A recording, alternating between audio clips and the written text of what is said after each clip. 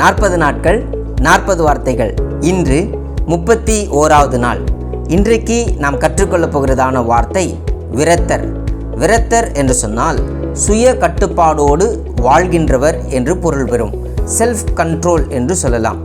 அப்போஸ்தலனாகிய பவுல் 1 கொரிந்தியர் 7ஆம் அதிகாரம் 8வது வசனம் 9வது வசனத்திலே விவாகம் பண்ணக்கூடியதான காரியங்களை குறித்து ஆலோசனையாக சொல்லும் பொழுது, விரத்தராய் இருக்கக்கூடாதிருந்தால் விவாகம் பண்ண கடவர்கள் என்று ஆலோசனையாக சொல்லியிருக்கிறார். கர்த்தருக்கு பிரியமான குணாதிசயங்களிலே செல்ஃப் கண்ட்ரோல், சுய கட்டுப்பாடோடு வாழ்வது மிக மிக முக்கியமான ஒரு காரியமாகும். நம்முடைய வாழ்க்கையிலே ஒரு தற்பரிசோதனையை செய்து கொள்வோம்.